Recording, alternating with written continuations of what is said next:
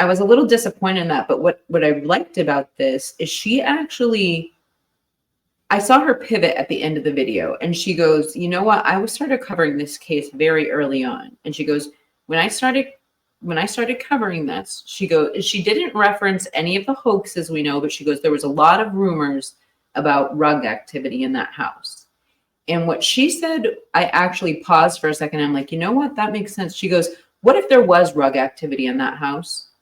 And what if DM just thought this was, and then I'm not excusing blood or anything, what if she thought this was rug activity? Like, what if she thought that it was just people fighting over, that's why there was a heated fight or something like that. And I just thought it was interesting from such a mainstream media driven creator when it comes to Idaho 4, for her to come out and say that was pretty interesting. But I don't know. I'm not making excuses for anyone. I'm just, wait, what? She won't talk about it unless it's MSM. Well, she talked about the rug angle at the end of the video. Yeah, Sorry, I don't know why I'm bringing this. I mean, what makes me wonder is that the video that I did the other day, and it was an uncut interview with Aunt Tammy, Olivia, and Christy, and this was before the gag order. Yeah, it was a raw and uncut interview before the gag order. And just something Christy said at the beginning made me wonder. Because she's talking to Olivia, and she says, "We got to get this right. Don't get mad." They got to get what right? That's what Christy said, is we got to get to, because she's sitting there and Kiki, she's looking like straight on at the camera, but she has Olivia sitting on to her left, and she just sitting there, and she looks at the corner of her eye. She goes, "We got to get this right. Don't get mad." So yeah. You know what, Robert, first off, good for you for putting out that uncut interview. I saw that, I think, on Sonia D or some channel, and I was just, it was, I was glued. What? Yeah, she got Sonia D got it from What's the Obsession. What's the Obsession? That's right. So that interview had me glued to the screen, and some of the part, and so I wanted to just say, I'm glad you shared it. Some of the things that stuck out to me is 100%. It seemed like they were pissed at Ellie, and that they were pissed at Ellie about certain aspects of it, and they were talking about how they wanted to gain trust. One of the things that Olivia said that really stuck out to me is she goes, do I wish I didn't know some of the things that I know about this investigation? Yeah, I wish I didn't know. I was like, what a thing to say. And then the mother, and then Christy saying, don't get angry, don't get mad. I mean, obviously it looks like they were, at a fever pitch. Why would you have to tell someone if they're about to go on national television to behave themselves? You've already been polished, you've already been prepped, you already know your statement. Telling Olivia, don't get mad. But I mean, what stuck out was when Christy said, "We need to get this right. Don't get mad." We need to get what right? Our story? Yeah. We need to get our story right? Well, I mean, I'm not sitting here trying to defend or put words in someone's mouth, but that did make sense to me. If you're you need to stick with your talking points. You don't need, you watch that auntie that was on there and how she kind of said something, and we were all like, what? You don't want to do that. You want to stick to the fucking talking. Sorry, I didn't mean to swear. Jim O'Neill says, if the smell of decomposition was in that house, that was more brutal than we can imagine that attack. I mean, because even in the PCA, Kiki, it states that when Brett Payne was walking into the house, he could smell decomp. So, like, you guys know Evil CJ? Mm-hmm. So I was on his show one time, and this just reminded me of it. I totally forgot about this. So he worked for, I don't remember what it was, but he worked for some company for some reason. He knew what the smell, and this is a major trigger warning, you guys. He knew what the smell of like ruptured. Oh, well, I have to turn off my camera. He knew what the smell of ruptured organs smelled like from this job. And I don't know exactly, I don't remember, this was over a year ago, but he was describing this, and he said that there are gases and like all these really like toxic and noxious things that Like a accompany the smell of slaughterhouse, blood. What? like a slaughterhouse, basically. But even in a slaughterhouse, I mean, you're not sitting there, and again, trigger warning, everyone, you're not sitting there like pulverizing, or puncturing organs necessarily. And he was saying that like there are things that would have accompanied the smell of blood that are far worse. And I'm not, I don't know, I'm just speculating here, but that was a really good point that he made, is like, aside from the shocking smell of blood, oh God, do you have your earphones on? I can't believe I'm talking about this with his 9-year-old. I'm so, I already had his headphones on, you guys, so don't get mad at me. Auntie Kitty.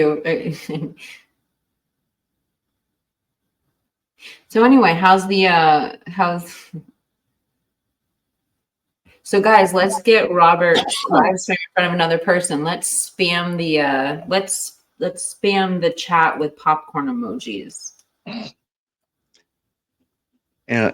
No, she's I went out and bought her like a big nightstand, because she was wanting a bigger nightstand, and I have a lamp here in the kitchen, and it was her lamp, and she goes, "Daddy, I want my lamp back because I have a new nightstand. I want my lamp back, Daddy. I really like my lamp." That's why she was chattering my ear over here. Just give her what she wants. Yeah.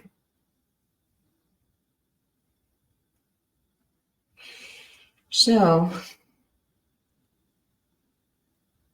Who's so pretty? Heather? Heather goes, "You're so pretty." I don't know why, like, it says smile popcorn yellow stripe, and it doesn't like. What's the popcorn for? I don't know. I heard it on Mr. Let Go, so well, if you Hey, like too fast. put hey, too fast. If you put reactions in anything like a comment or a reaction, that helps get it in front of the live stream in front of another person.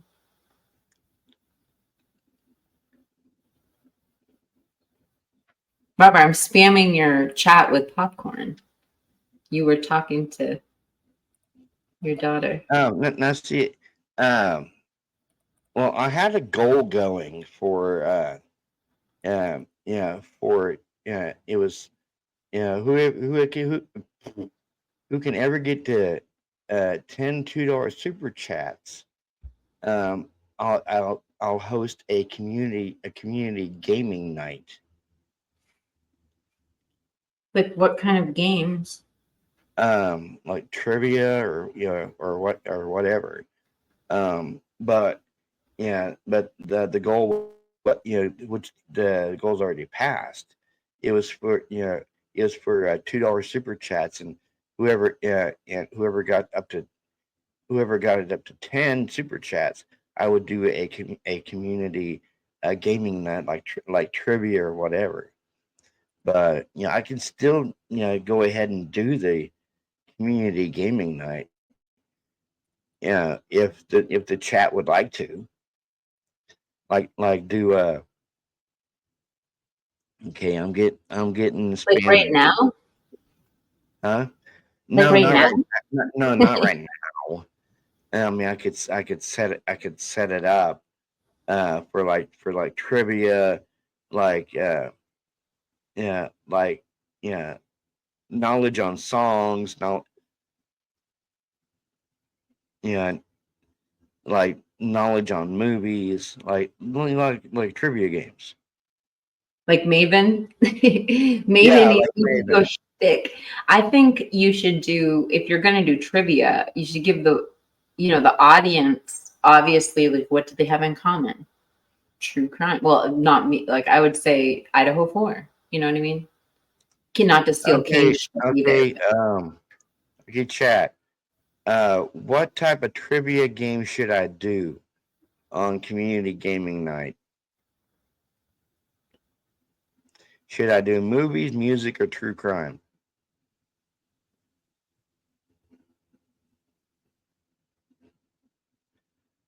Two passes. I want to Why don't you chicken. start a survey?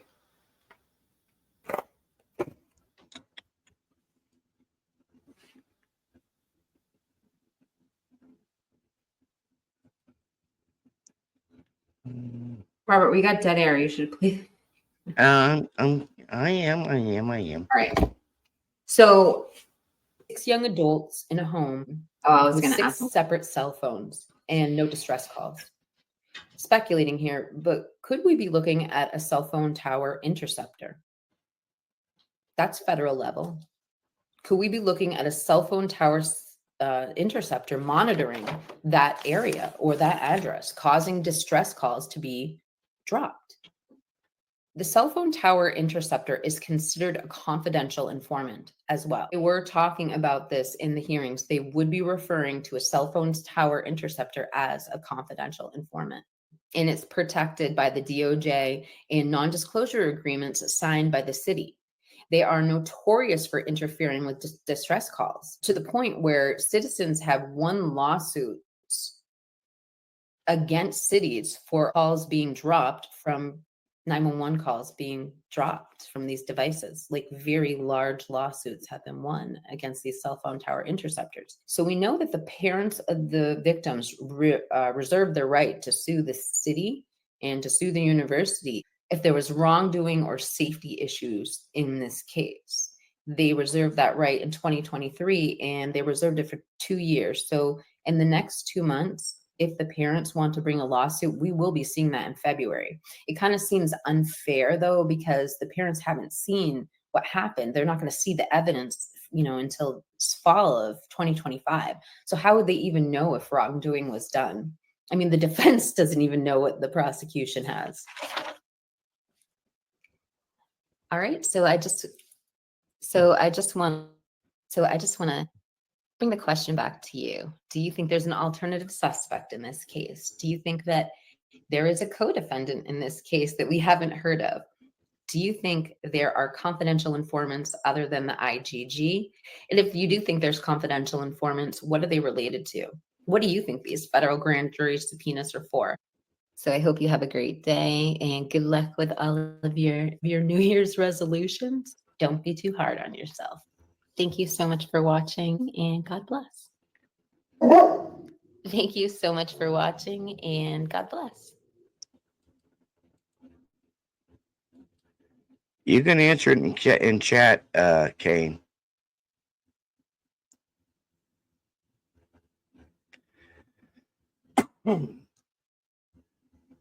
Yeah, it makes me. I mean, it makes me kind of wonder, exactly what was going on in this case.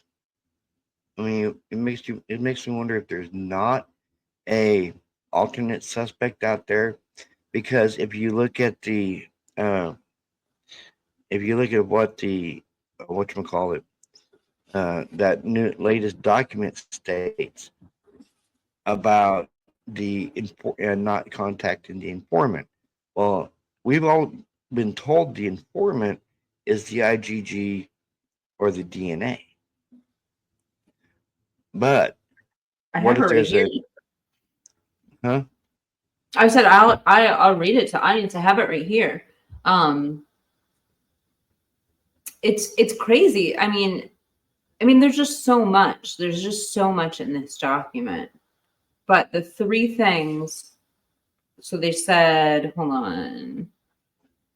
So December 15th, the state disclosed 25 experts. These glasses like don't help me read. Hold on a second. I have to take off my glasses to read. All right, here we go. On December 18th, the state disclosed 25 experts. Of those, only 5 included expert reports. Notably, not a single DNA expert opinion was, oh, that's not the one. Hold on. I have to go to conclusion. Okay, argument. The capital murder case and nothing about it. Okay, this is a capital murder case and nothing about it is clear cut. The expert issues are complex. Hold on. The expert issues are complex, involving many different facets of DNA, cellular data, cell phone coverage, and drive testing, car identification, crime scene and blood spatter analysis, fingerprint analysis, forensic pathology, and electronic device analysis of the suspect, victims, alternative suspects, and social media accounts. And when we think of like the cellular data, I always go back to like the DoorDash driver and how they confirmed him was like with GPS data. Like we have alternative suspects and victims, and like why aren't we at GPS? Like why aren't we at metadata with these other people? And it also brings me back to like that second when they inserted Brian Kohlberger into that other investigation where he so clearly like didn't fit the bill. It bothered me again because it was like, okay, you don't need to run like a dragnet to find out who was there on October 10th, 2021. All you have to do is, get his cellular data. I don't know, maybe the GPS was overwritten at that point, but I would just think that you'd be able to like know where he was at that point. I just think that maybe they didn't know where he was. Because here's the thing. I'm sure you watched the Megyn Kelly thing where she was interviewing Howard Bloom, or I call him Blum. But here's the thing. Just like Blum and Kelly stated that they lost him for a minute. Now, if it's to be believed that he was being tracked by the FBI,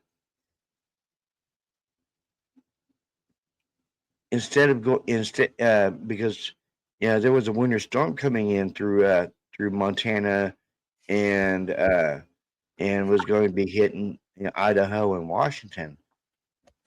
That's why him and his dad decided to take a southerly route and go down through Colorado. And now here's the thing, though.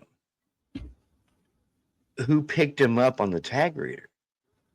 Clearly, it wasn't Moscow that picked him up on the tag reader, because what I believe is the only people who can pick your car up on the tag reader is the FBI.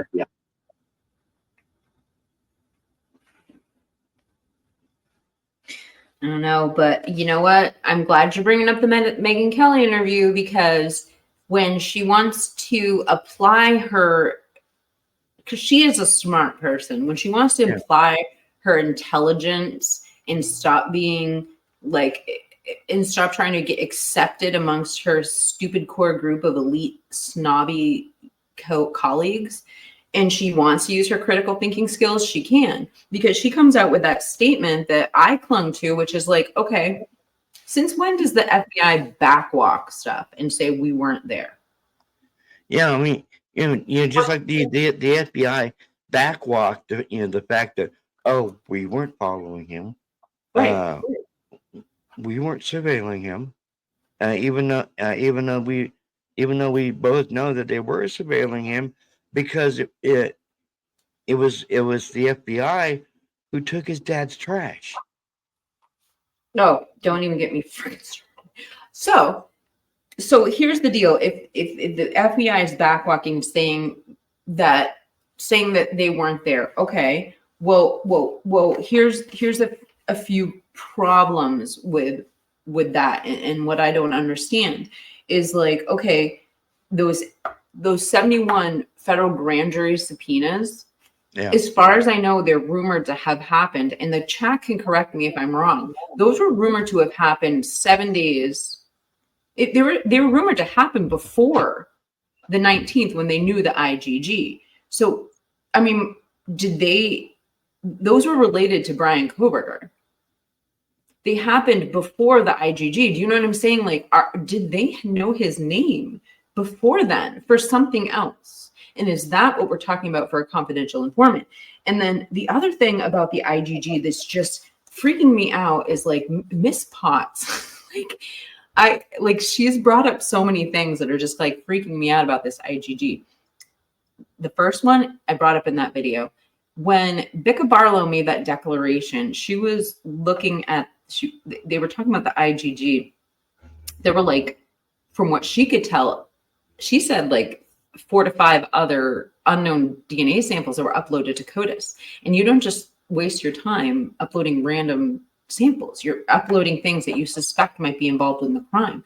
So she could see those, and she was asking for those. She said it was part of her discovery. And it was almost like they thought that it wasn't going to be in the report, but you can't just upload. It's permanently there once you upload. So here's the kicker about that. Those unknown samples uploaded to CODIS were able to be uploaded because they were complete profiles. But Brian Koberger's was degraded. So it had to be sent off to the lab in order to be uploaded to CODIS. I don't understand whether it's what? Jim says great show, guys. Oh, thank you, Jim. That's so sweet. So, okay, so if that's the case, I want to throw a couple other things out that I think might be coming down the wire with the IGG. Number one, we know Brian Koberger has relatives out there because his aunt, well, we don't know this, but according to Bloom, his aunt went to college at WASU. And so that was one of the things that may have attracted him to that area. I've also heard about cousins out in Nevada. I'm not going to go as far as to say some of the... Anthony Koberger is one of his cousins. And Anthony, I saw a picture of him. It's just like Brian. Well, I mean, and just to strengthen my argument. So my point is this, is like, I had something in my inbox in Discord that I didn't quite pay attention to for a long time because I didn't understand where it was coming from and I couldn't verify the screenshots. But supposedly, let's just say there is a nice complete profile from somebody in the immediate family of Brian, because it was rumored he might have uploaded his own DNA test. Why would there be IGG involved? You know what I mean? Like, there is a match. Yeah. So where did the IGG come in?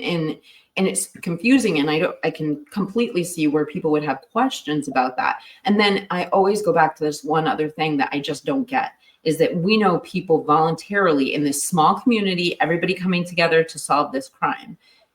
We know people volunteered their DNA samples. Why wouldn't you call a suspect in and question them and ask for a DNA sample? Exactly. Why would you take the trash? And I understand that people are like last time I brought this up, somebody, like, everybody lit up I was premiering the video and everyone's like, whoa, Supreme Court has deemed trash DNA as acceptable DNA. But don't forget all the arguments that Andrea Burkhart was bringing up, that she's like heard from the beginning, that is curtilage issues have been coming in. And curtilage is like, the parts of your property that are protected from illegal search and seizure because they're still private. And she said that things have been like alluded to in the paperwork about curtilage issues. So why would you even risk that? Like, you know what I mean? Like, why? Why wouldn't you just call someone in for questioning and ask for a sample of DNA? Yeah, yeah, exactly, Kiki. It's not like he's at an That's apartment to go something. destroy evidence. He's halfway across the country, removed from the crime scene with Yeah, innocent, you know. exactly. And then when Uh, you have people in the house, you played a video one time. When you have people in the house, it changes constitutionally, like a lot of the things that are seized, because you don't want like a lot of it was protect foreign citizens, but you don't want somebody in that house has nothing to do with the crime to now be implicated in the crime because, show me the man, the old saying, show me the man, I'll show you the crime. You can't just barge into a house and grab whoever's there. So what I'm getting at is there were common areas because of the other people in there, and they weren't able to seize all the evidence. Hence, Brian's iPad seized afterwards by the FBI. So I just feel like there were layers of complication added to it, and I'll shut yeah. up. And Jim just said trash is considered public property. Yes, and I've been told that many times in my comments section, but I'm just quoting Andrea Burkhart. But see, now here's the thing, Kiki. And we're talking about trash, okay? Why what? And we've seen pictures. We've seen videos of the crime scene and pictures of the crime scene. Why wasn't that trash?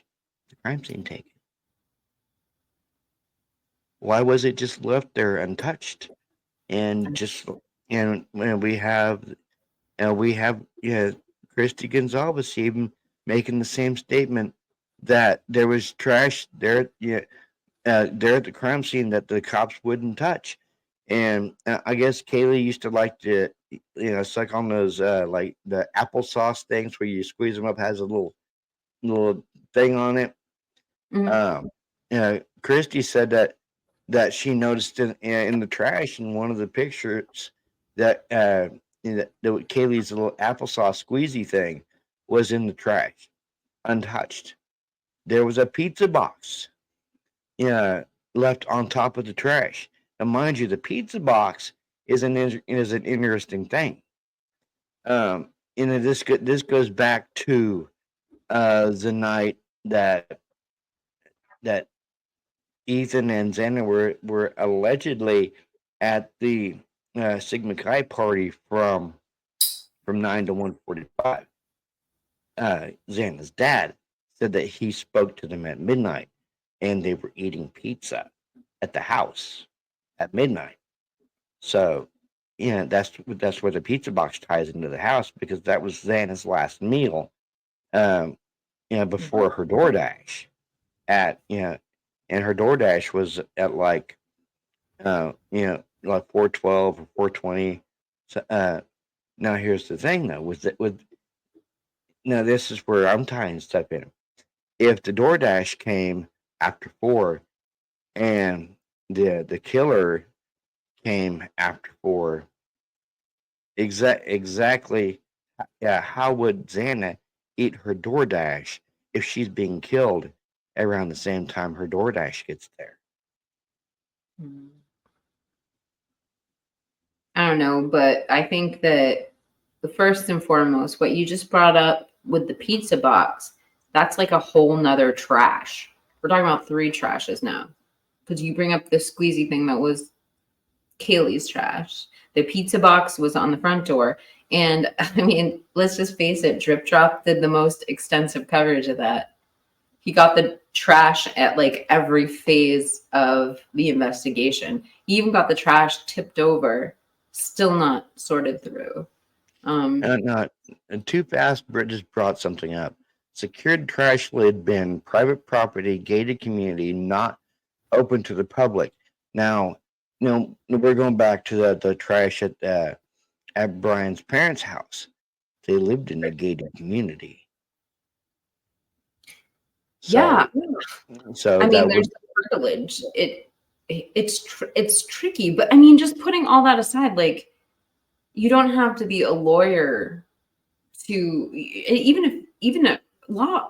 There are lawyers, like why would you even do something that could be questionable when you have the opportunity to call someone in for questioning? And we know we had that opportunity because we heard the observations of running going to the tire store.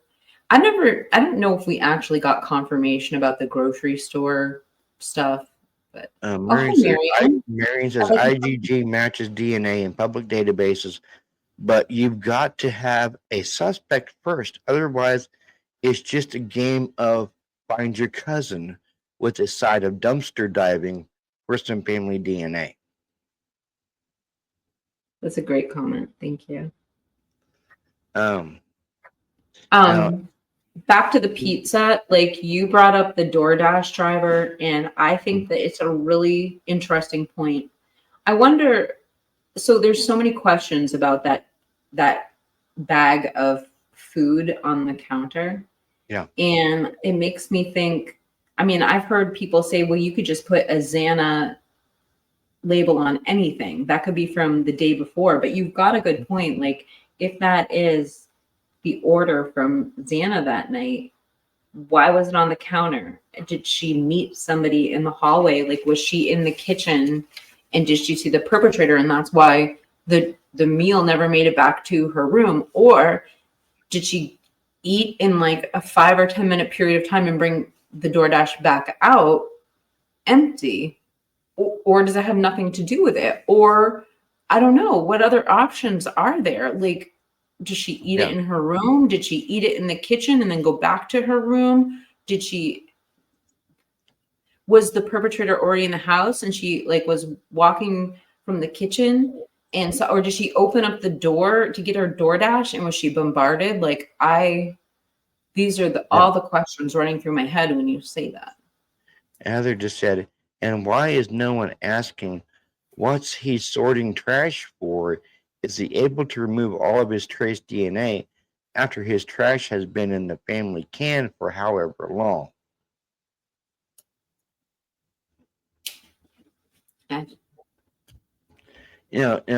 She's talking about how we've heard the stories about how he was separating his trash in the kitchen and putting it in Ziploc bags. Right. There's no possible way. Now, here's my question to you, Kiki. If the FBI, now mind you, the FBI allegedly told the ISP SWAT team that they were surveilling him, that he would go out and take runs, or he would take hikes in the neighborhood. Exactly why didn't they take him while he was out for a run or out for a hike? Why did they wait until 1-something in the morning to do a no-knock warrant on his parents' house and destroy his parents' house when the FBI stated they told them that he would be out and about, doing hikes and doing runs?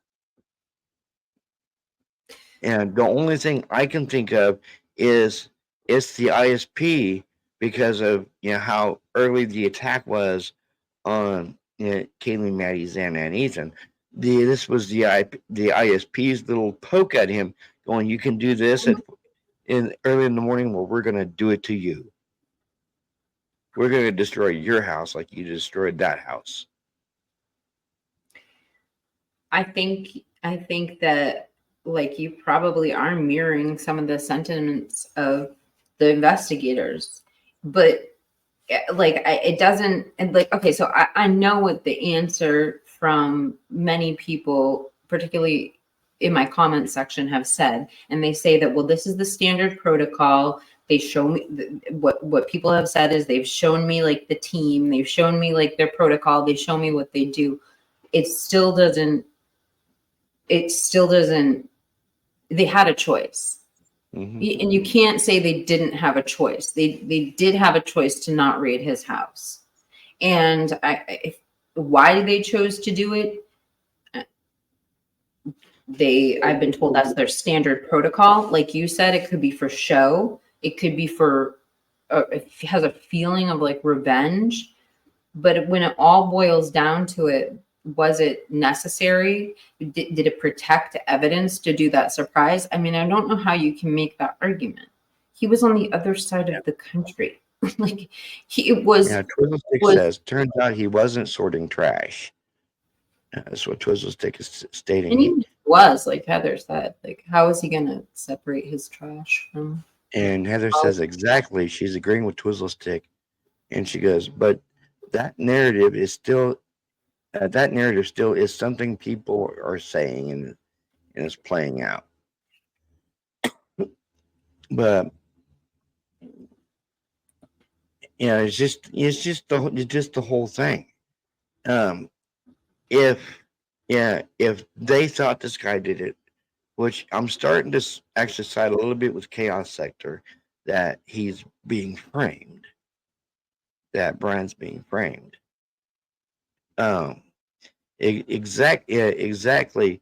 Yeah, if this guy's your dude, yeah, and you zero in on him, and like say the 18th of November after the murders.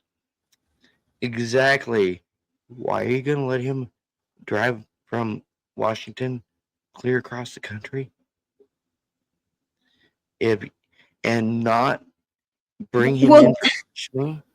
Well, that's the thing is that the FBI backwalked it, and that's what Megyn Kelly was bringing up, where I'm like, well, why can't she just think like this all the time? So I never really finished saying what I was. Let me get back to my notes, but she brings up the fact that the FBI of all the time they don't backwalk and say we weren't there. Like it's almost not something the FBI wants to do. They did it in this case. And they said that wasn't us. We didn't know about him. So they're saying that they didn't just let him drive across the country. They had no idea until after he was in Pennsylvania. But if they did know, that means that something's off with the IGG and that that's back to that potential for a confidential informant. And that the 71 federal grand jury subpoenas allegedly happened prior to the 20th. So that means that they knew about Brian Koberger's name beforehand. And then how did that conversation go? Think about this. So on the 23rd, Fry has that tip and they call in, they got the bushy eyebrows and they're tracing, they plug it in, they get the, and then it's like, so what happens when the FBI calls? The FBI is like, hey, we found this IGG match. Was Fry like, oh yeah, I just found this bushy eyebrowed guy, same guy, you know what I mean? And vice versa. Like, does Fry find this bushy eyebrow guy and not call the FBI and talk to them about it? Like, how does that conversation go? Mary's comment was, all they needed was a warrant for the car. That's the star of the show, right? No need to turn his parents' house into an action movie set. They could have pulled him over for anything. He could have been. They could have said he didn't. That's exactly it. If they were so into this guy before he left for Pennsylvania, why didn't they have him come in for questioning? Why didn't they say, hey, if you don't mind, can you come in and maybe give us a DNA sample or something like that?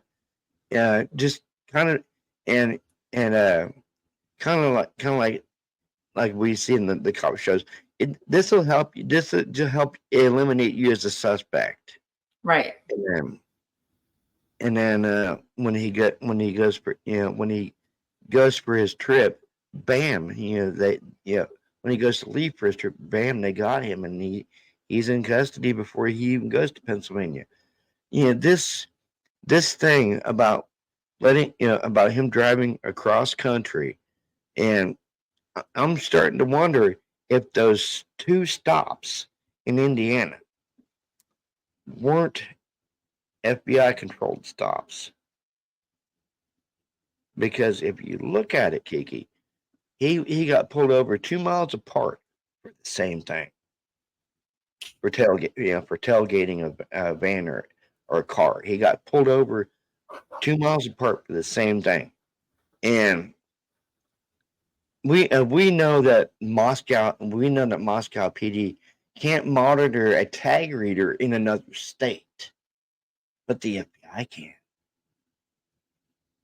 The FBI can monitor a tag reader in another state, and then look what happened. His tag came up in Colorado, Indiana. He gets pulled over by 2 Indiana state troopers. Actually, is it 2 different ones or is it the same one 2 miles apart? And exactly how is the FBI not involved in this? Why are they backtracking on being involved in this? It just makes you wonder what the FBI is trying to hide in this, because in a local murder case, the grand jury is a state grand jury. It's not a federal grand jury. And with the whole grand jury thing, what's his name? Bill Thompson. After the federal grand jury, Bill Thompson impaneled a state grand jury. So what's the point of impaneling a state one if you have a federal one? Was there going to be federal charges eventually? We'll never know.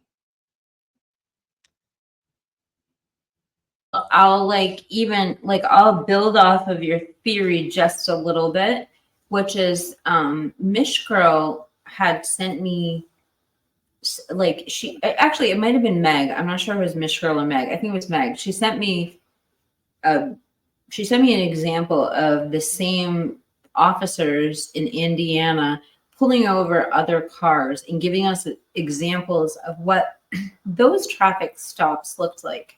And they were definitely different in terms of how the body cam recorded. So the officers were looking directly in with the body cam showing the interior of the vehicle. Mm-hmm. Now, in these other videos that I was seeing, they protected the license and the direct faces of the person they were pulling over until they were, you know what I mean? They weren't, because here's the thing, is the person you're pulling over isn't the victim of they're not necessarily convicted of whatever you're pulling them over for yet. So I don't know. So, but they weren't showing their faces and they weren't showing their IDs. It wasn't practice for them to do that. So there was a difference to me in the way Brian and his father were pulled over. So I don't know, but it does make me think like you're thinking. Was the FBI there? Or Homeland Security? Well, just like Heather just said, the federal grand jury was an investigative grand jury, not the same thing as the one that indicts. Okay, so you have the federal grand jury investigating this entire scenario, and then Bill Thompson goes and panels the state grand jury who indicts Brian. But here's the thing with that though. Why is the FBI not wanting to turn over the evidence it has to the state? The FBI did turn it over. It's the freaking prosecution that doesn't the Maslow was there should be no reason why you shouldn't get your hands on these subpoenas. She's there's no reason. And that the prosecution the prosecution said, well, the FBI hasn't turned them over to us yet. And that was Bill Thompson stating the FBI hasn't turned them over to us yet. Well, if that's just, like you said, if that's the case, and the FBI has turned it over to them, then Bill Thompson is lying, or whoever the prosecutor is there right now in Ada, they're lying. And this goes along with what Ann Taylor stated. You have Brian, who's basically wading through all this discovery rudderless, not knowing who the defense experts are going to be, because the prosecution is not naming names as who their defense experts are going to be. So this impedes Brian's a chance of having effective counsel and knowing exactly what the experts are going to be hurling at him. Right. He's not going to know how to defend himself from that, with the prosecution basically not naming the experts' names. Right. It's like a loophole to get around exactly what they're about to throw at Brian, and basically saying anyone within the chain of custody could be an expert. Well, what are they gonna talk about? Like, they could have such a range of expertise. You've got to kind of say.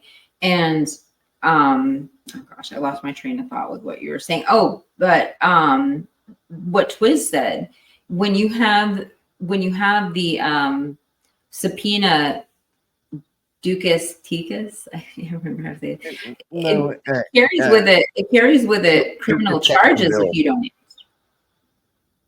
What was that? Ducas Tecum Bill, and then he goes checkmate. Right. Like, it carries criminal charges if you don't answer it. Somebody's got to produce what they've asked for 21 different times over the past 2 years at this point. Just like Too Fast says here, are you an individual who is I don't know who he's talking to. He goes, or she, who, are you an individual who is a habitual drunkard, or who is addicted to or an unlawful user of marijuana or a stimulant, depressant, or narcotic? You can get a gun permit if you have been to rehab. I guess he's talking to Heather or something. Well, okay, so I will say this, because I did have a very short stint where I worked for a Class 3 arms dealer, and I was in charge of the background checks. I will say this, like, yes, if you in that permit to carry, if you're applying for a long arm and you say, okay, I've been to rehab or I've been addicted. Here's the thing: is you still have Second Amendment rights, even if you've done that, and you can appeal if you've been rejected. People don't realize this, but that's not a reason to not allow you to have a gun. You still have your Second Amendment rights intact. You're not a felon. You can actually, like I said, you can appeal that, and it shouldn't stop you from getting a handgun either.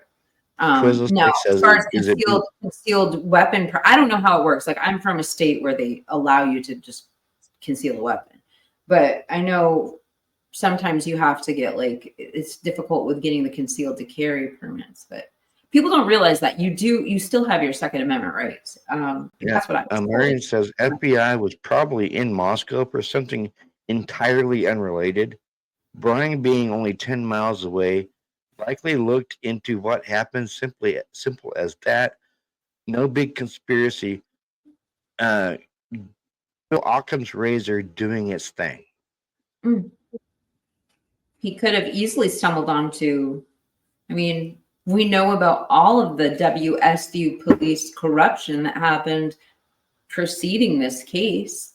How many officers, and it's not just the officer misconduct, it's like the people that came in afterwards, the leadership at WSU. He could have stumbled onto anything. The Project Sea Glass is up there too, in the Quad City Task Force. So you know that they had, like, they weren't just like spying for no reason. Yeah, I'm gonna go back to now, mind you, I'm not bashing the Gonzalez. I kind of feel for them because of them losing a daughter and stuff and other stuff like that. But according to Christie, around the time of the unalivings, she went to the Moscow Police Department and hoping that they had somebody. And according to her, one of the officers there said we have a very good lead. Yeah. What date was this? Yeah, I think about a week or two after the murders. That's Um, that they had a very good lead that that and she said, well, does that mean that you're gonna arrest somebody for this? And all they would tell her is, yeah, we have a person of interest. But I mean, at the time she didn't know who it was, and then after they found out it was Brian, that's when they started with the whole death penalty thing, and them wearing the death penalty shirts. But I mean, here's the thing: James Leonard, he was arrested on December 6th. He was stalking his wife and his stepdaughter around their house with a very large knife, and he was arrested on Palouse River Drive, which is really? which is not very far away from the crime scene. And when they arrested him, he had a gash right here on his arm, and but apparently that was they said it was self-inflicted. Looking at James Leonard and looking at Brian, they look almost identical. They both have bushy eyebrows. They're both about 6 foot tall. They're James Leonard. James Leonard is athletically built. So it makes me wonder if the company, the informant isn't Leonard, because he would have been in jail with Brian at the same time.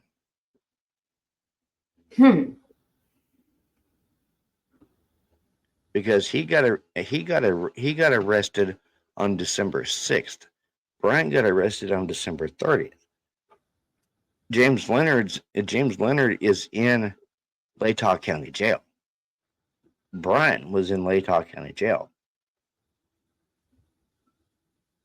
I mean, I could see someone like doing something to get a lesser sentence. What I can't see is like Brian Koberger, criminology student, making some sort of statement to some idiot in jail that would David Bird just said JCL, which is James Leonard, has a long criminal history, unlike Brian. That wouldn't have to like escalate. It's getting cold in here. So it just makes me wonder if, just like Chaos Sector stated that Brian's being framed. What if James Leonard is being, I don't know, we say, We should correct the record. Rewarded for maybe falsely accusing Brian of this?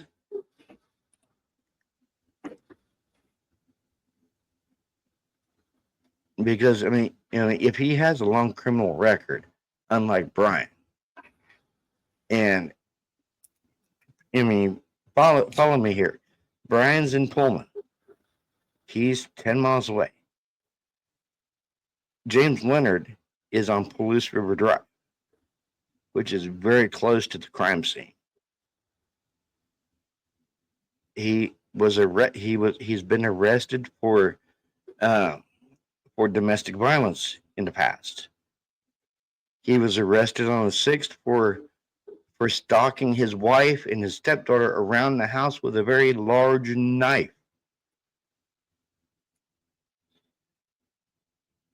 What if that very large knife was the murder weapon?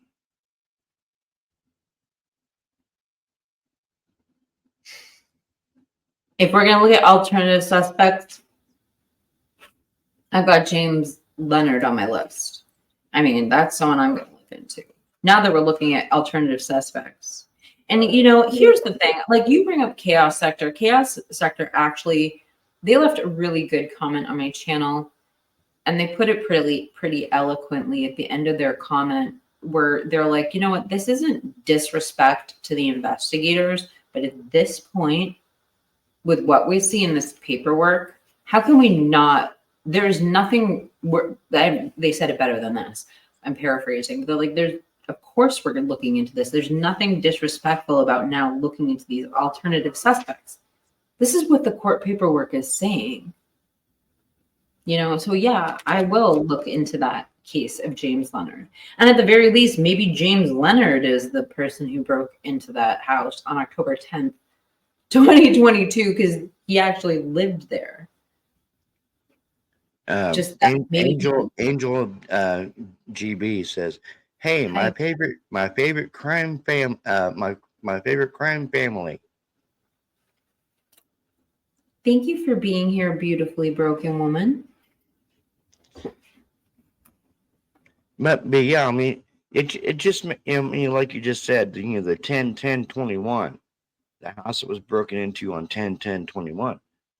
Right. It could have been, it could have been Leonard, because we both know Brian wasn't anywhere near Pullman, Washington on 10-10-21. I know. He was still in Pennsylvania. And here's the thing. Guess who James Leonard's attorney was? Kathy Mabbitt. That was his Kathy Mabbitt was his attorney? Yes. Kathy Mabbitt was his defense attorney. So he I'm sorry, I'm about to yawn. What was he charged with? Attempted murder? I don't know what he was charged with. I think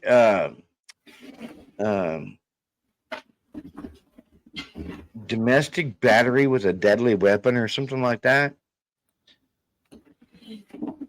But I mean, it's ironic. You have Kathy Mabbitt, who is the coroner on this case. She's defending somebody that was stalking his wife and his stepdaughter around the house with a very large knife. It just kind of clicks. It kind of sinks.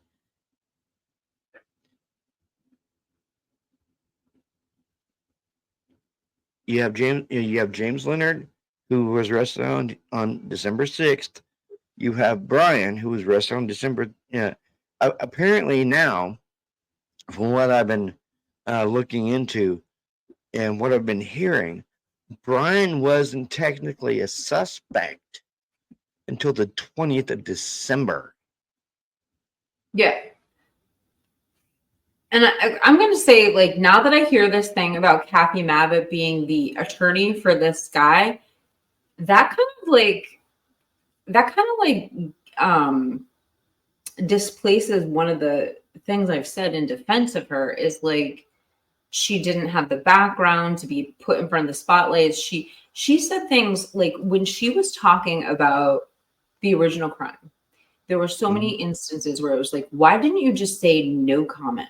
Or, I don't know, or I don't have an answer to that. But instead, she went out on a limb and answered these questions. And we've all kind of chalked it up to inexperience or being nervous or but now, by her being an experienced defense attorney like that, not only does she know how to shut up, she knows about prepared statements, and she knows the importance of not saying certain details. That kind of angers me, knowing that she's an attorney, and let alone a defense attorney, and she's going to go on TV after the crime, because I was really understanding to Kathy Mabbitt, and that just kind of frustrates me now, because I don't know what her. Yeah. It just says But JCL lives next door to the red Mustang that was forensically searched. Wait, what? James Leonard lives next door to the red Mustang that was forensically searched.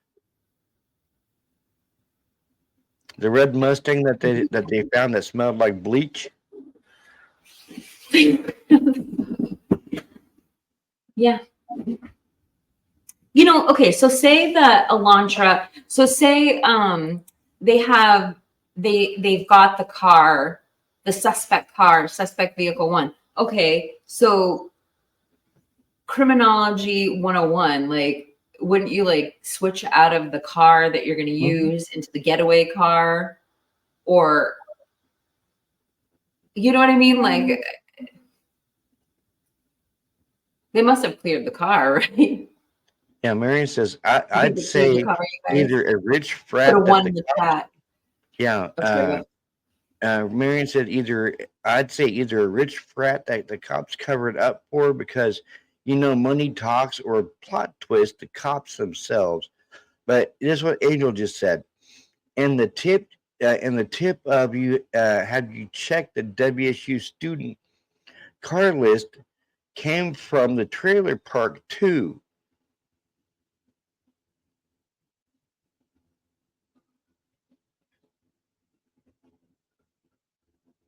You're muted.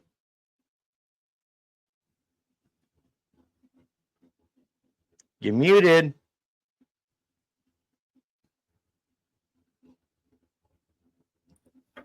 sorry about that. Yeah, I don't know what to say. I don't want to be distrustful to law enforcement. AR just said this. The informants is the FBI calling in the tip. How do people overlook this? Sorry, I have no idea what the conversation is about. Just woke up. Okay. We're talking about the alternative suspect. So in the latest piece of paperwork, and I'll tell you the title of it so you know exactly what we're talking about, because I was just reading it to Robert earlier. It is called, the most recent one is the motion to compel ICR materials and sanctions. And if you go down into the relative facts, or into the argument section, there's the line that they bring up, and it's about alternative suspects. So when we're talking about the alternative suspects, AR, we're going back to the confidential informant. We're trying to figure out a logical reason why this says alternative suspects in the new paperwork. I don't know. Love to hear your take. Well, I got something pulled up. Hold on. And this talks about what we were. Comes now the state of Idaho by through the Latah County Prosecuting Attorney's Office, prosecuting attorney, and hereby moves the court pursuant to Idaho Court Administrative Rule. Motion to extend no contact orders and amended no contact orders herein because release of disclosure would interfere with enforcement proceedings, deprive a person of a right to a fair trial or impartial adjudication, constitute an unwarranted invasion of personal privacy, disclose the identity of a confidential source, and or disclose investigative techniques and procedures. The undersigned has contacted the defense and they have no objection to this motion. State respectfully requests the court seal from public disclosure state's motion to extend no contact orders and amended no contact orders herein under the provisions of Idaho Court Administrative Rule. Okay, so here's my thoughts on the IGG. Like, I'm still perplexed at the level of secrecy of the IGG. Like, I don't understand why it's really that big of a deal. People voluntarily gave their DNA, which we share 98% the same with everybody. I don't understand the massive confidentiality here. Why everybody is confidential. You know what I mean? Why can't this just be sealed?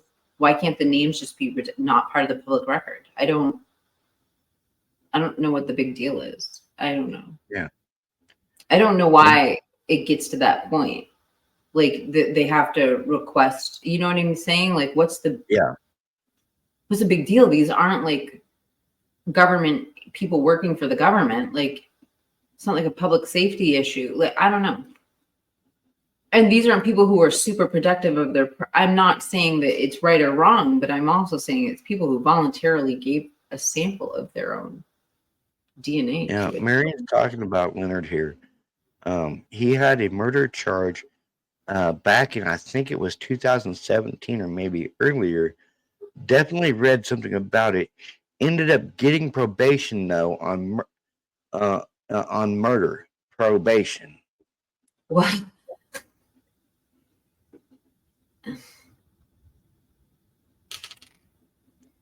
That was in Idaho? Yeah, that was that They was send James people Leonard. to like life in prison for drugs in Idaho. That's like crazy. Yeah, I mean, how you gonna get probation for murder unless you're working with the cops? Manslaughter, maybe. Hold on, I'm like really behind on chat here. David Bird says, how can they put a gazillion chance on something starting life as an incomplete sample? And then Leslie and Billy said, AR, hey, how are you? You and Jen looked great New Year's Eve. Sure wish we could have made it. Maybe Valentine we'll talk you two out. It was like yawning. AR, what was nice is like I felt like I feel like such an introvert. Like it's day, well, I am, but like I was stayed in last night or on New Year's, and I didn't go out during the day and I didn't go out at night. And I think there were a lot of other people like me because it was a midweek New Year's. And it was so nice to have you out on the strip live, like making us feel like we were doing something. Like, Oh yeah, it was cool. I liked yeah. it. My wife told see our 10-year anniversary is coming up this coming Monday, and we were coming back from Walmart or something the other night, and my wife told me, she goes, honey, I have a question. I'm like what? She goes, why are you such an introvert? And I'm like, I said, I've always been an introvert. And I said, I'm just a homebody, honey. And she looks at me, she goes, yeah, I know, and it sucks. and my 9-year-old, Caitlin, she goes, Mommy, what can I say? I'm an introvert like Daddy. And You know what that means? yeah, and I looked at Caitlin and I'm like, do you even know what that means? And I said, do you even know where the introvert means, Caitlin? She goes, uh-huh. I'm like, what does it mean? She goes, stay home all the time. And I'm like, yeah. I'm like, Daddy's a homebody. She goes, yeah, I know. She goes, I'm a homebody too. And then my wife, she goes, great. I'm surrounded by homebodies. Hey, she's got her church group, so at least let me do you a favor. Hold on a second. Hey, Suri, what is the 10-year anniversary gift? Diamonds. The modern 10th anniversary gift is a diamond, Robert. I'm just throwing it out there. You can get a Diamonique home shopping channel. Get the flex plan, five payments, including shipping.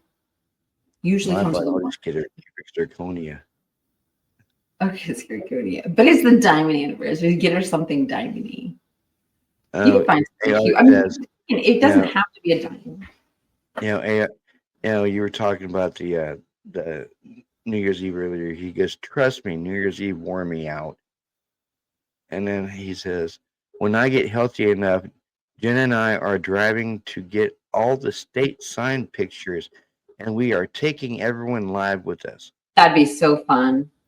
That's going to be fun, brother. By the way, you're welcome, Robert. Thank you. Angel says, I feel I need a trip to us. Okay. HSN.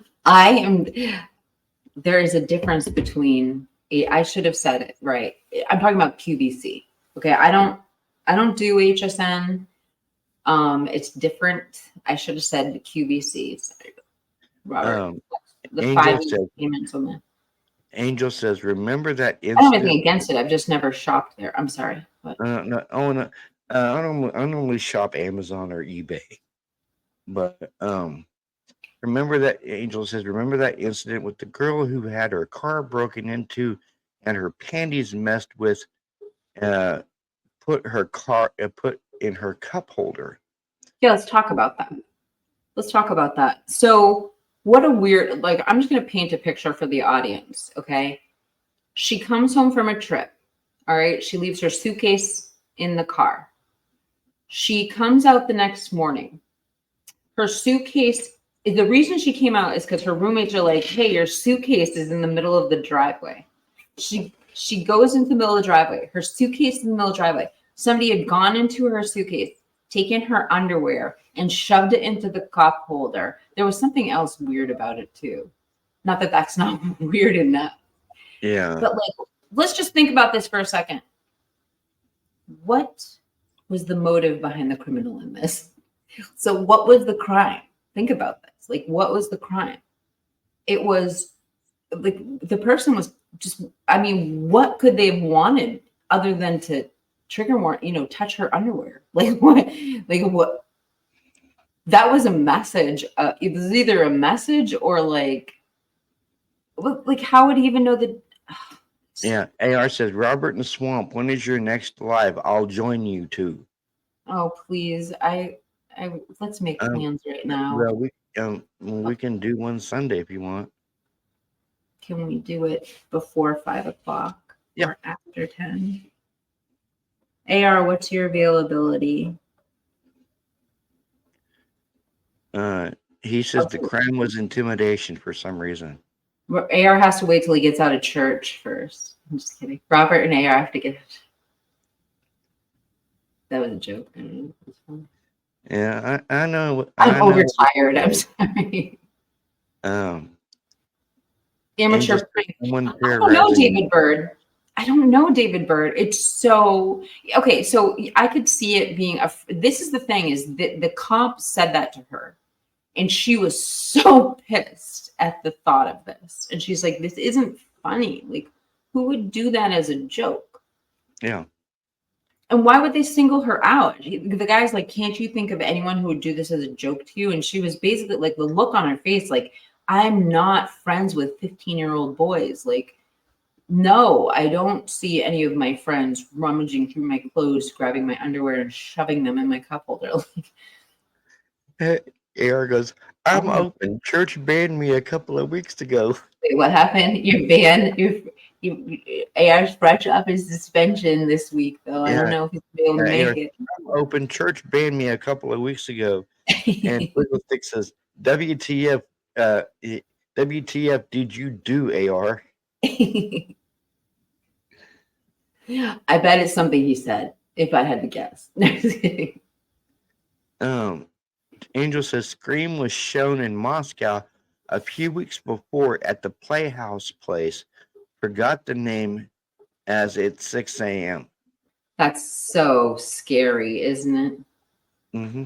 That's so scary. Of those she said Scream was showing October 2022. Her says I put a convict's hat in the collection plate. And notice how the other convict is laughing.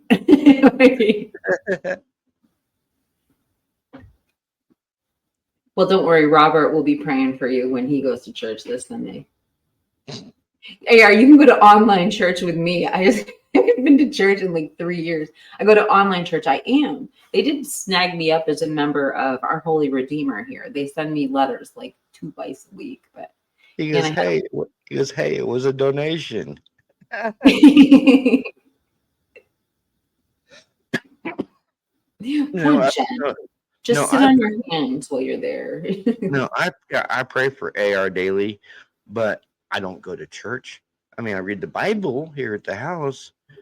Yeah, my parents taught me that you can still love God and follow God, yeah, but you don't have to go to church. Because my mom used to say, church is just a building. Um, That's yeah, true. and she said you don't have to go to a building to worship God. All right, can I give you my 2 cents on this for real quick? Yeah. So, church is not just a building. Church is the people, and church is not like you can't have a church that you hear the church of whatever Satan. That's not a Yeah. freaking church. A church was invented the day of Pentecost. A church belongs to Christ. It's a Christian word, and Yeah. it's a requirement of your faith if you're a Christian to gather with 2 or more people and pray. Like you're required to go to church. I hate to say it. I'm required if I'm a believer to go to church. So I'm just saying, like, you do have some obligation. And although I'm not preaching, I haven't been to church in 3 years. Well, no, I think I went last Easter, except for the major holidays. I'm overtired. I'm sorry. I'm like just saying whatever comes to my mind. AR says, at least I didn't take their money. Oh, Nina's here too. Hey, Nina. At least you didn't take their money. Don't say that here. AR says, I'll be honest. I always respect everyone's beliefs and the religion. I personally am a Satru faith, so not really church going. And him and I, we've had talks about it. My brother Corey is Norse pagan, so my brother Corey, he's a Viking, and he's got my brother Corey's got the long beard down to here. I mean, like literally, his beard is like down to the middle of his chest, and he's got the Viking tats on the side of his head, and the runes. He's got the Viking tats on the side of his head, on his chest, on the back, and he's the father of 5 boys, and he calls them his clan. Yeah, because his middle child wants to is just like him. He was my nephew Corleone. Corleone likes to be out in nature. He likes to hunt and collect rocks, and he's found some pretty impressive rocks. He's found rocks that have gems in them, like crystal diodes, and he's found a lot of stuff. And he's only like 8 years old. Oh, you live in like prime mineral territory. Like you could be a Robert if you weren't such an introvert. You could like literally probably make a living off just finding like minerals and stuff like that. Yeah, like, I AR could says. tell you how to do it. Yeah, AR says my heaven is Valhalla, and it's the You're same. Viking too. Yeah, it's the same from my brother Corey, brother, that his heaven is Valhalla as well. Oh wait, everybody is Viking. Twizzlestick says I'm stuck in Valhelm. Why is Nina leaving? I guess we weren't talking about what she was interested in talking about. Nina, I'm sorry. We get on tangents. Yeah, we love our tangents. Wait, if you're a believer in Christ, you're my Christian brother, and I don't care what denomination you are. I love that. Absolutely. I am a Baptist, Jim. Yeah, and it goes back to that interview I saw that Twiz knew what it was called about the bodyguard for McAfee. Yeah. It's just with the guy from Title Lock. It's a really great interview. Yeah. Heather says, what Robert brother-in-law is. And Heather, he's not my brother-in-law. He's my actual brother. Yeah. Is he the one that wears the cologne, the pheromones? Leslie and Bill says, Robert, I have a rock that looks like crystals for teeth, and it has the outline of eyes, jaws. I'll send you a picture. Okay. Wait, can you display the comment? I don't see it. I'm behind. Robert, I have a rock that looks like crystals for teeth, and it has the outline of eyes, jaws. I'll send you a picture. That's pretty cool. Sounds like a crystal skull. Jim says I am Catholic. My great grandma was actually Catholic. She was Roman Catholic, and my my mom was Catholic till she switched over to a Southern Baptist, and I switched over from Lutheran to Southern Baptist when my mom did, and yeah, my great grandma would tell me, when she would go to Catholic church, she said she felt like she was in an aerobics class. Because she would stand up, she would sit back down, she would stand up, she would sit back down, she Kneel. would stand up, and then she would kneel, and then she would turn around and kneel at the pew and pray, and she'd stand up, sit back, and Like, it's hard for elderly people to get on their knees and pray. Like, it's like it's a real thing. Like, I get that. yeah, and my old I've got three daughters. I got a 9-year-old, I've got a 24-year-old, and I got a 21-year. And my 21-year-old, she's Pentecostal. And she has really long hair. She she wears skirts and dresses. And we got into a biblical debate the other night over the phone. I was like half asleep, and I was feeling sarcastic and rowdy with her, and she goes, "Dad, tell me what religion you are again." I'm like, "I'm Southern Baptist." She goes, "Oh yeah, you're the watered down religion." And And I'm I'm sure like, the Southern Baptist is going to turn around. Well, you're a witchcraft girl. and I'm like, I'm not the watered down religion. And she goes, "Yes, you are." I'm like, "How am I the watered down religion?" She said, "Because you're not Pentecostal." And I'm like, "Well, what's so big about being Pentecostal?" I said, y'all don't get to do crap. I'm like, you don't get to wear pants. You wear skirts and dresses all the damn time, and I'm like, you don't get to cut your hair, you don't get to wear earrings, you don't get to wear makeup, you don't get to wear rings. And she goes, Makeup is sorcery. That's why. and then she goes, she goes, all right, Dad, good night, love you, bye, click. I just kind of look at my wife, and she goes, "Did you really have to do that to Vanessa?" And I'm like, "Honey, she started it." And That's your daughter's name? yeah, I have a sister named Vanessa. and she said, "Honey," and she said, "She's going through a lot right now." I said, "Well, I understand that, but I said, the way I was raised, if you start something, you better finish it."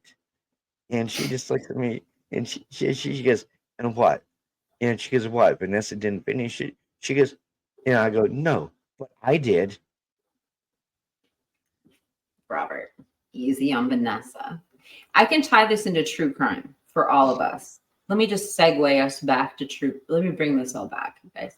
So in a book that was written a year ago by Bill O'Reilly, he brought up the Salem witch trials. And I'm not going to get into all the details of that book, but there's a million angles I could go. But one thing I will point out in this book is Bill O'Reilly is an incredibly devout Catholic. And part of when we colonized America, I mean, there were the Puritans, but I mean, it was the Protestant Reformation movement. Like the King James Bible was, was already out. There was already a break from the Catholic Church. And what Bill O'Reilly pointed out is that if you are a believer, if you do believe in good and evil, if you do believe in Jesus, whatever, what happened when we left the Catholic Church, when the Protestant Reformation movement happened? We stopped exorcising demons. We stopped the confession process and we stopped knowing what to do with evil. And what happened next? AR says, The sorry witch if trials rampantly went out through AR Europe. says, sorry if I threw the live off. What Twiz happened? and Kane says, Twiz derailed it a long time ago. Well, Taco Bell we came back though. We came back because we started talking about Twiz DoorDash. says, yeah. And then Heather goes, Twiz is the caboose. And Twizzlesticks goes, Heather, you finish your sentence yet? And Heather goes, never. I don't answer questions. But no, you didn't derail it, brother. It was derailed a long time ago by Twiz and Kane. Did your pizza ever come? Yep. And when I had my screen with the icon, I was eating a piece. Hopefully when I join you guys live, I'll remember how to speak correctly. Well, you'll be in good company if you don't speak well. you'll hopefully I'll have a filter when we panel. Heather goes, how do you know, Twiz? What data are you relying on? Wait, what did Twiz say? This isn't a Fourth Amendment issue. Hi, Meg. Meg says, hi, Kiki. Hi, Robert. I woke up from my napatizer. I like that saying, Meg. I was just talking about you. What article were you bringing up? There was some article you had shared with me. We were just talking about. I gave you credit. I'm bringing up the Fourth Amendment right now. Hold on. Too Fast says, Meg P, I'm glad you're here. Can you keep your daughter in line? Talking about Heather. Yeah, Mama. Keep your daughter in line. AR says, I don't even remember when I was on YouTube discussing true crime last. I do. Well, I don't remember when you were on YouTube. And other than your videos, didn't you? The live that you did with me and Nina. That was an amazing, that was one of my most favorite lives. That I learned so much.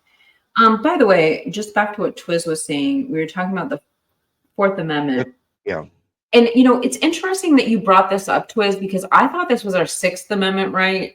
So our Sixth Amendment is like 9 different rights. And again, I'm a housewife, so I might get this wrong, but it's like our 9 different rights, your right to a fair trial. And they break it down with blah, blah, blah, blah. But this one, I thought the Fourth Amendment was part of that illegal search and seizure. The Fourth Amendment, I can't fucking talk straight, sorry.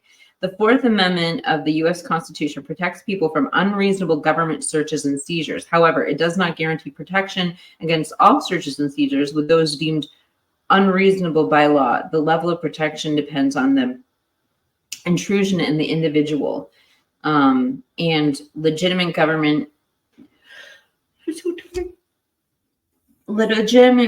interests like public safety. So I don't know,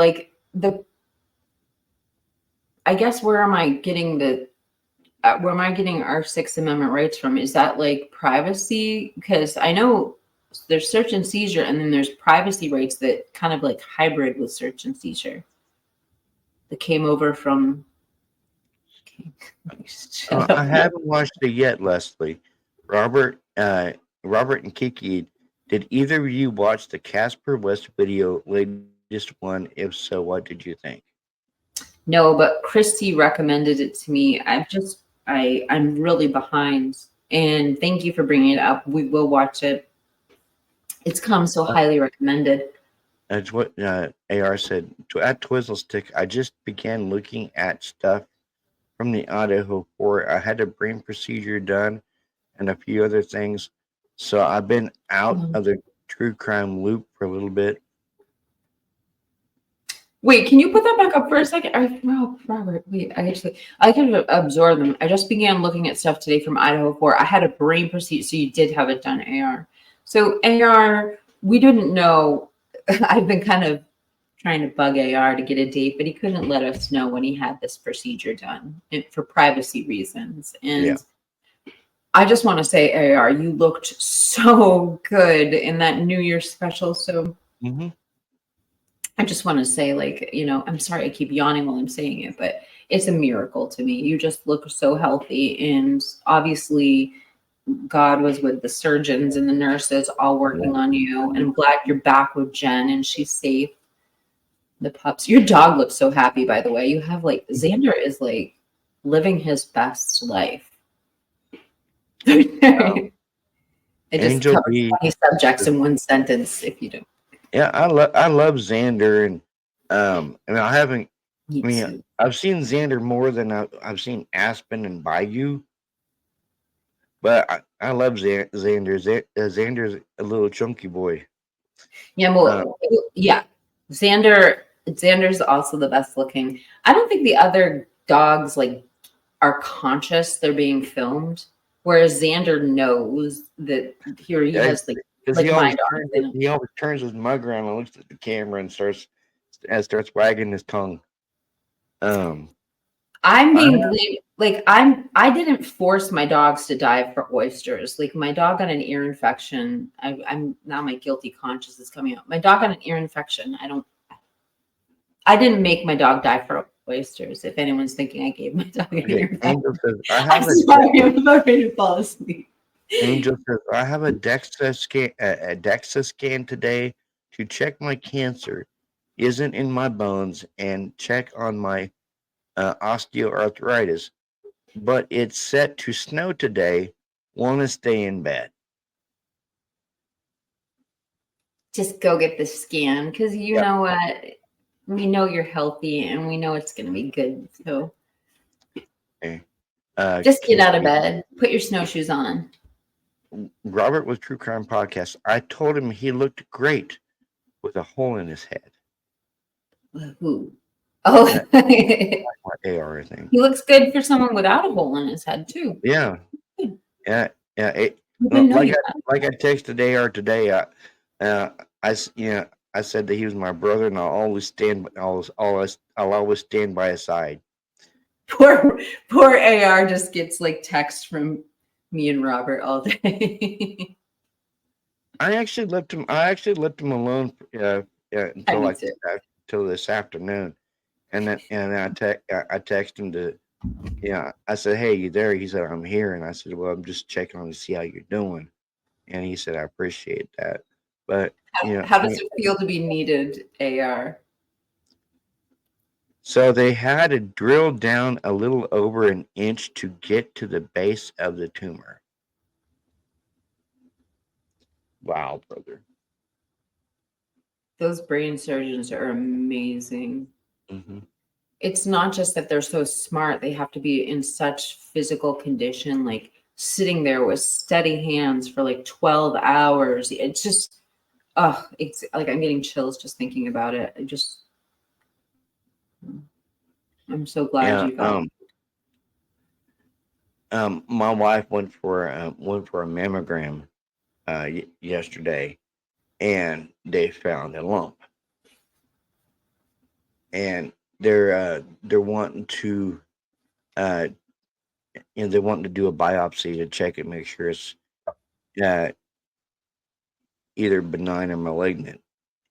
And for like the last 3 days, she's been worried about this about the mammogram because she told me last night, she goes, "Honey, they're gonna smash my boobs tomorrow." And I'm like, it'll be okay, it'll be fine, it'll be fine. And she went in for the mammogram yesterday. It was after midnight now, so she said, "Yeah, yesterday at 2 o'clock, and they found a small lump underneath her right breast, and they scheduled her to go get a biopsy done to see if it's benign or malignant." And so now she's absolutely terrified about that.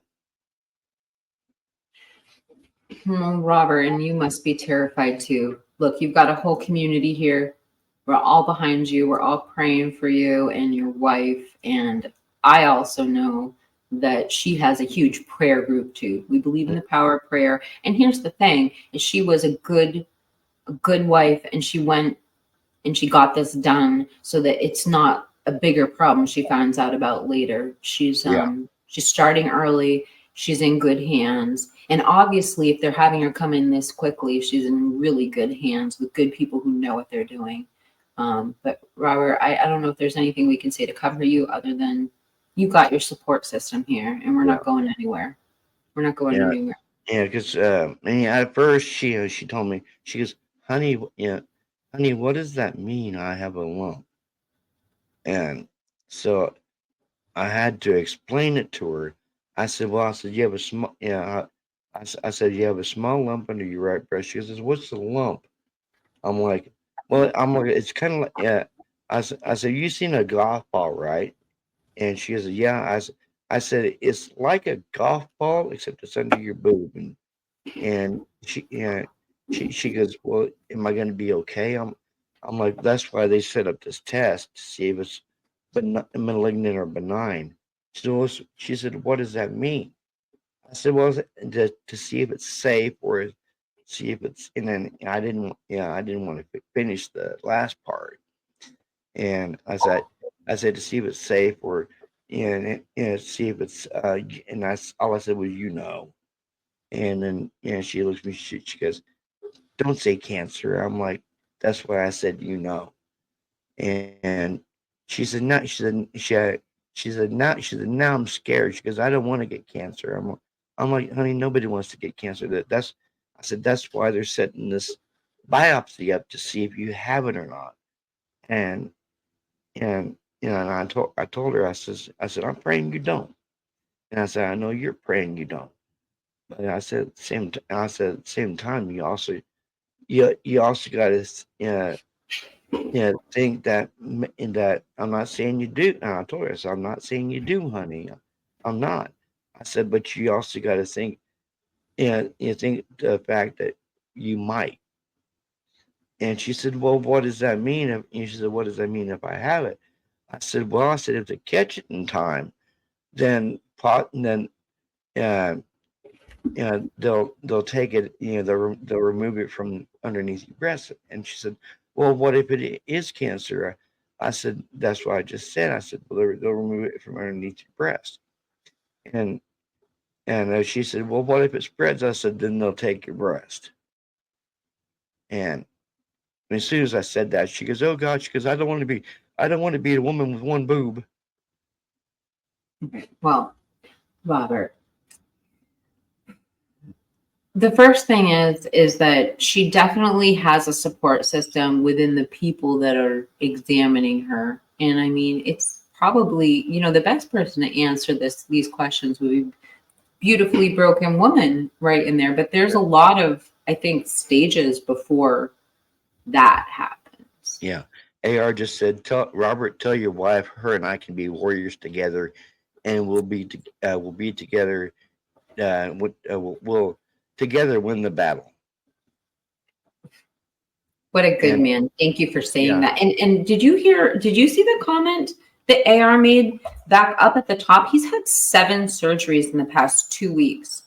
And you got to understand that AR is sort of like a public figure. I mean, he can't be on YouTube saying, I'm about to go into the hospital. Please pray on me. Because he's got a wife and dogs at home that he doesn't need to be telling people when he's, you know what I mean? So yeah, you have our blanket support too. Right there. I'm sorry, I've been distant. I've actually had 7 surgeries in the past 2 weeks. Brother, I'm so sorry about that. And then he said down here, let me find it.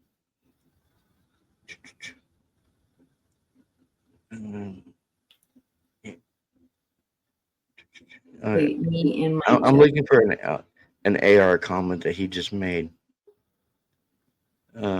Angel B says, Robert, mine is inflammatory breast cancer. If you need anything, message me.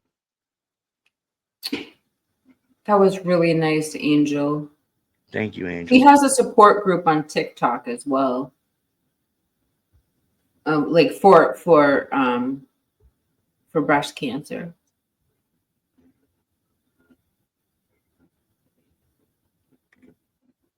Like, yeah, I just completely lost it. AR was mentioning that him and Jen would come visit me and my wife. Oh, really? Okay. Okay.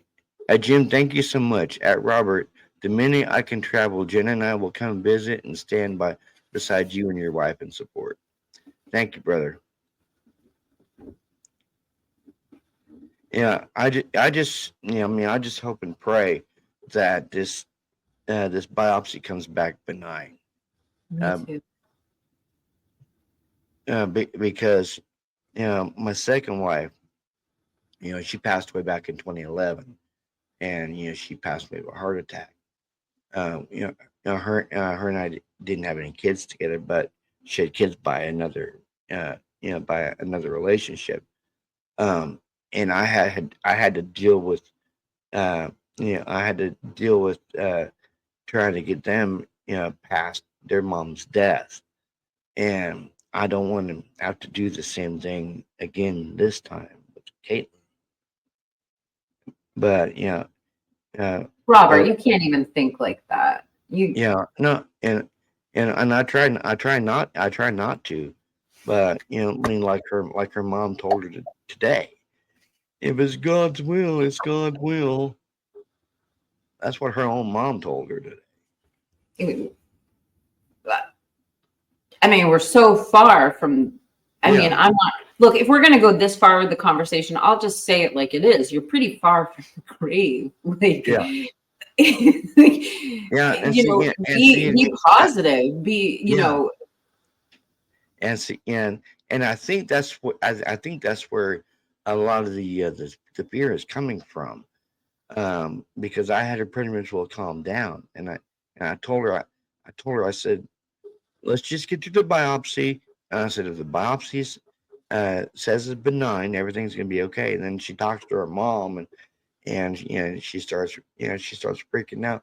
Well, Moses, if it's God's will, it's God's will. I'm like, honey, stop listening to your mom. And okay, can I just say something? Tell Tamara this. Say, mothers get to a certain freaking age. As they get older, they lose their filter. Like they just and her mom is 70, so yeah, she's lost her filter. She's 70. Yeah. Filter's gone. Unless she's a very composed woman. She's gonna tell you how your hair looks. She's gonna tell you, But yeah, I mean, like you stated, there's like a lot of different steps to go to get to that last one. So, like I told my wife, here a little bit ago, once she was eating pizza, I'm like, honey, let's just make it to step one first. And she said, what's step one? I'm like, doing the biopsy. I said, that's step one, honey. That's step one. I'm like, don't go 9 steps past.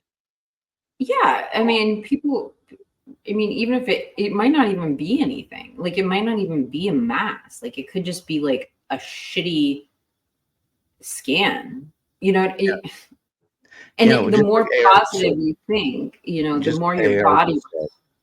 Robert, I told my doctor I have too much love to share and too many fun times to still experience. Your wife has power and strength. She has your love and all your support. She will overcome it. Thank you, AR. You're going to get me to start crying, brother. And I'll admit, when I had my icon up, I was actually wiping tears away earlier. Robert, I can hear it in your voice. I just wish there was something I could say to comfort you, but just knowing that you have a community, I think just knowing that you have people who are here for you. And aside from that, you not only have a community here, but you, number one, have a cancer and surgery survivor in here. Yeah. And you've got a breast cancer survivor in here. You have people who can answer questions. Yeah. So, I just realized my drawer is open this whole time. AR Cold and Covered just said, attitude is everything with cancer as well.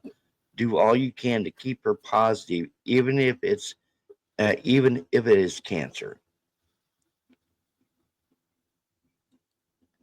I And appreciate that, cold and covered. Like, that's just exactly what I'm trying to say. Like, even going into it positive. And I know you have to, it's called preparing yourself. And I do understand, like, you have to prepare yourself for things.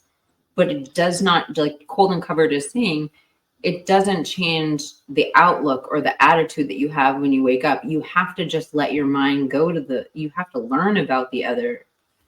I'm not talking very well, but it's attitude is everything. She said it. She summarized it. yeah, It's Angel like just 2:00 in the morning where I am. If you guys wonder why I'm talking like a robot. Yeah, Angel just said, at first I felt I was being punished, but realized it was the opposite. And AR just said, Robert, fear is natural. Don't let it define you. Accept the fear, recognize it, and then face it with strength within you. I stand with you as a brother. Thank you so much, brother. I just got chilled. I just got a tear in my eye.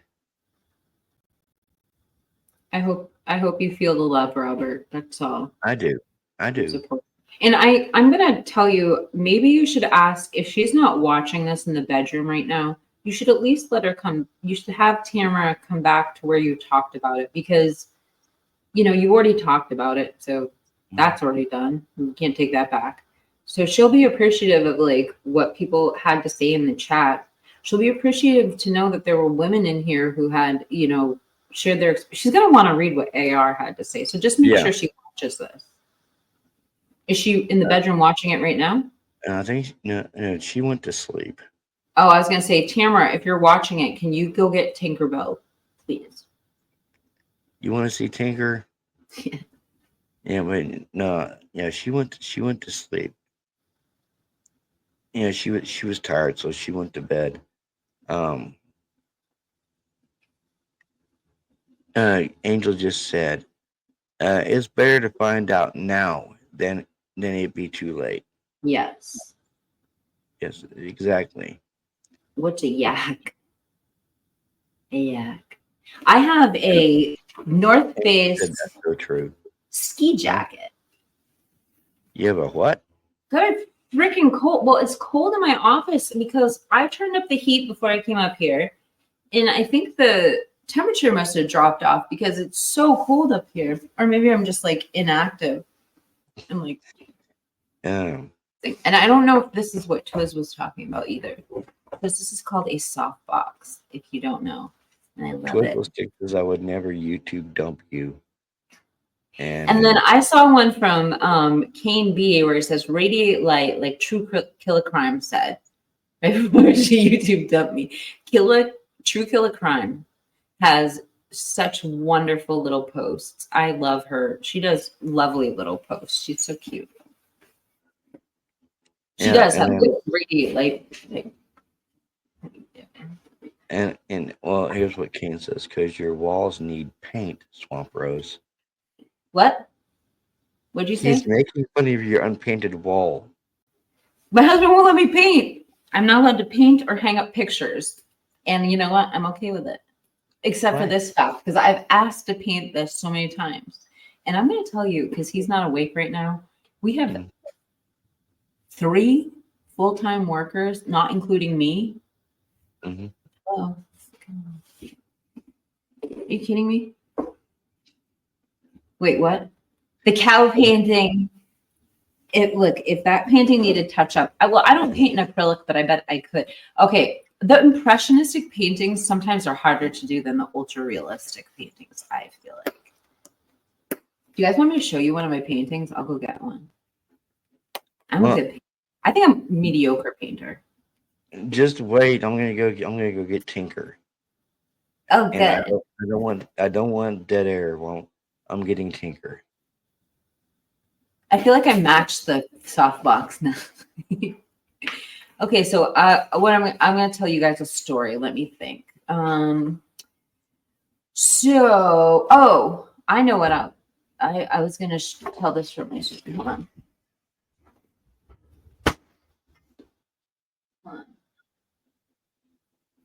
Oh, I don't have it here. Okay, well, I'm gonna grab a crystal and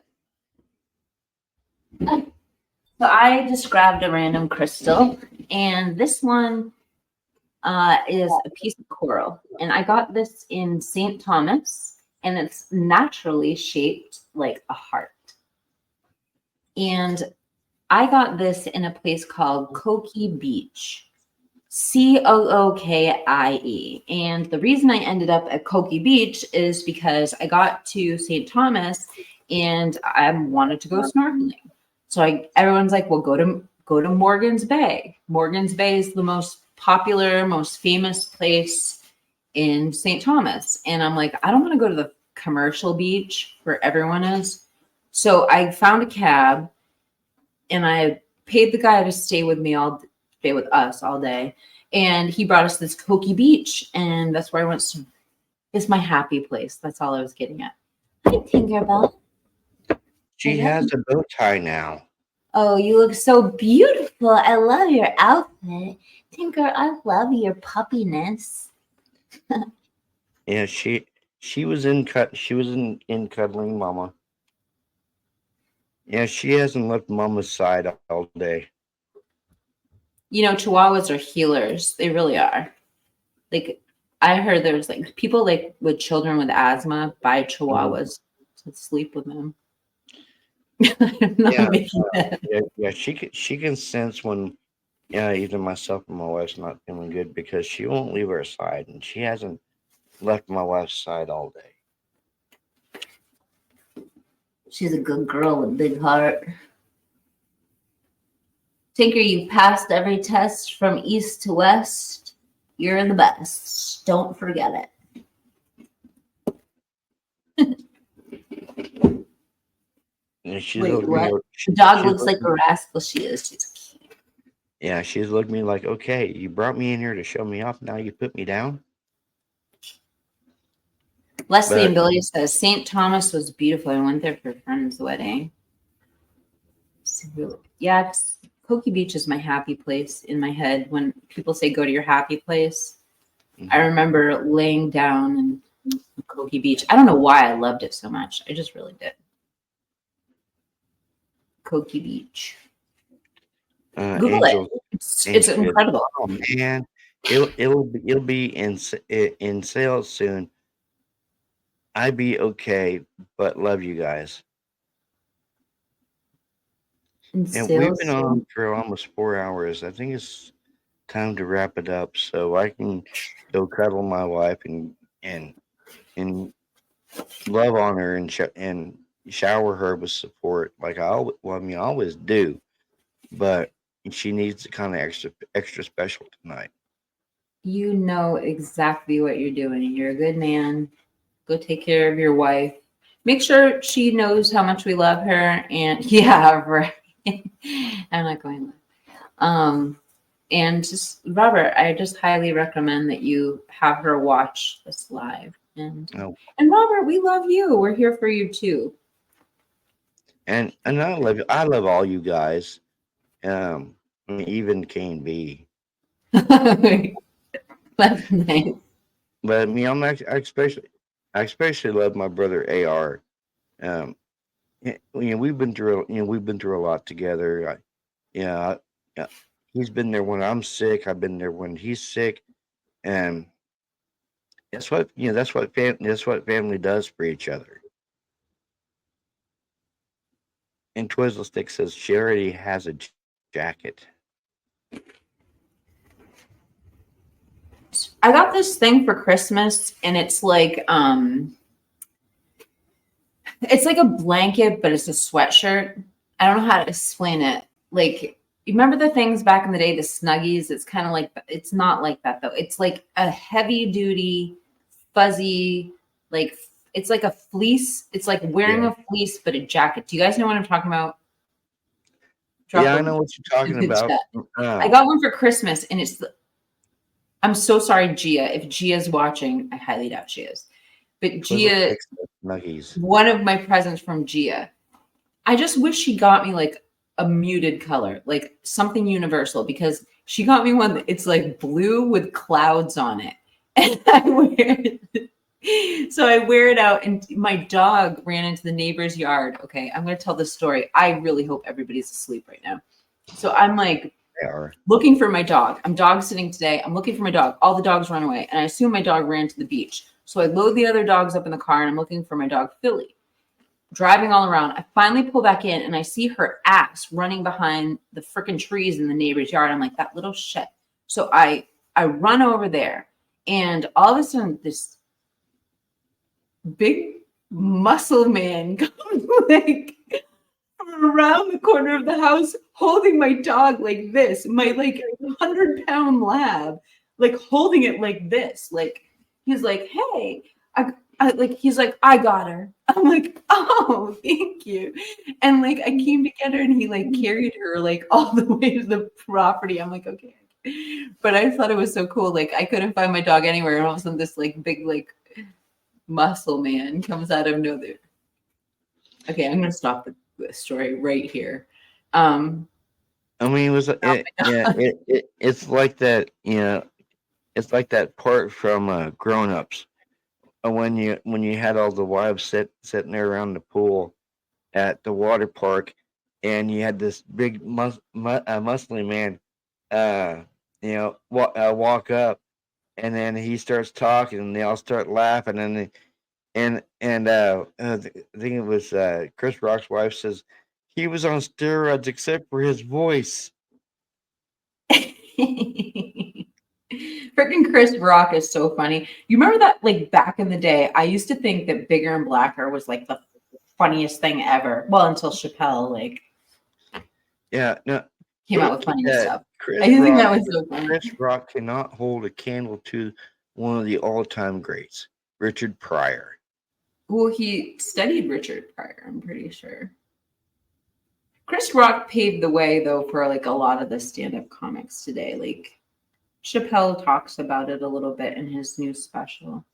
Yeah. No, it wasn't Chappelle's special. It was freaking Kevin Hart's special. He talks about how Chris Rock really paved the way for him and Chappelle. Yeah, well, we're just talking about everything. Chris Rock. Yeah, who was I forgot. It was Fluffy when he got to meet Chris Rock, who was his idol, and Chris Rock said, "Look who it is! Look who it is!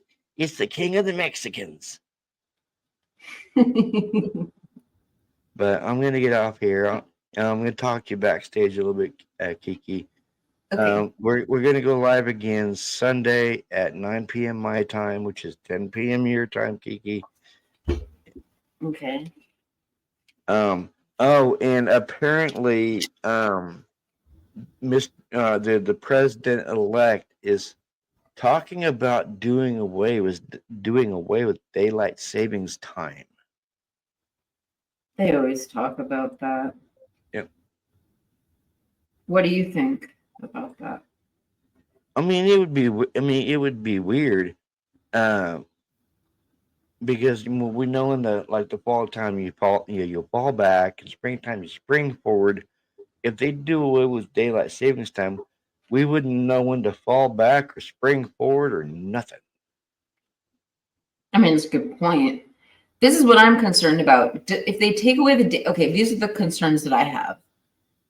Like, doesn't that take away doesn't that mess up the calendar as well? That's my first thing.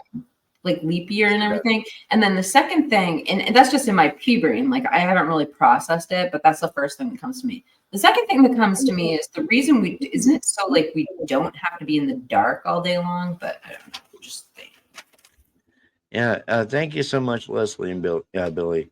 Good night, Robert. Much love. Thank you. Loves to your wife. XOXOXOXO. Thank you so much, Leslie and Billy. All right, we are ending this, so stick around, Kiki. Thank you for coming out. Thank you, chat. Thank you, mods. Okay.